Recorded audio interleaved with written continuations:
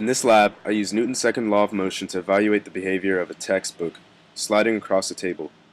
The goal is to find the kinetic friction coefficient mu. Using my knowledge of the relationship between the normal force and the friction force, I was able to analyze the book's motion over a period of time and calculate the friction coefficient mu. My results showed that the coefficient of friction was 0.204, which is somewhat expected for a glossy textbook sliding across a table. Corresponding calculations and computational model will be explained throughout the video. Here's a tracker file that analyzes the book's motion as it travels across the surface of the table. As you can see from the corresponding position versus time graph, the book slows down as it slides, which indicates that the net force in action is non-zero. To calculate the value of this net force, we must use Newton's second law. Using the data given, we can find the values for all the variables within the equation. Vf equals Vi plus F net divided by the mass times delta T. In this case, the net force is the only unknown value which we can solve for. We can approximate the value of Vi by calculating the average velocity in the first frame of the clip. Since each frame is 1/30th of a second, the calculation of velocity during this time interval should be very close to the velocity over the time increment delta T. Plugging in these values into the equation representative of Newton's second law, we find F net to be 3.6 newtons approximately. Essentially, this means that the surface is exerting a force parallel to the motion of the box and in the opposite direction of the box's motion, which is causing it to slow to a stop.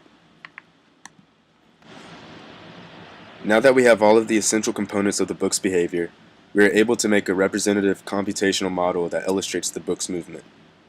From the tracker analysis, I calculated the initial velocity to be 1.5 meters per second, which I can input in vector form directly into the code as seen here. Many of the statements seen in this code are similar to those of previous labs, such as the line of code describing the weight force given as Fg equals box.m times 9.8 times j hat, where j hat is the unit vector pointing in the y direction, and 9.8 is the g value within the weight force. The contact force that acts on the object while it moves can be defined in terms of its perpendicular and parallel components, the friction and normal force. These two components have a relationship as follows.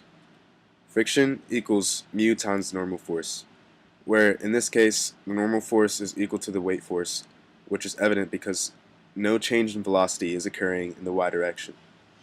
Since friction is the force that is affecting the motion of the object, we can say that friction is equal to the net force, and insert our calculated net force value into the previously stated relationship, which creates the equation seen here.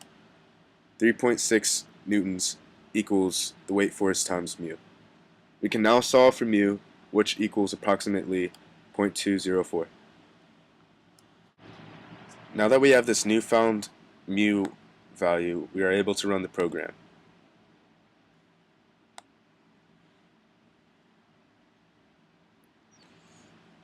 Here's a graph that shows a comparison between the computational model and the observed motion of the box.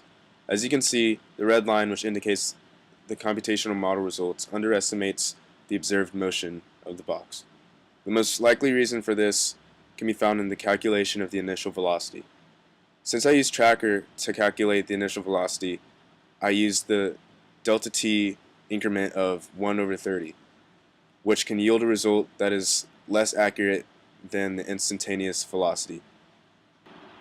Theoretically, if there was no weight force, then the force of friction would be zero, according to the relationship between friction and normal forces.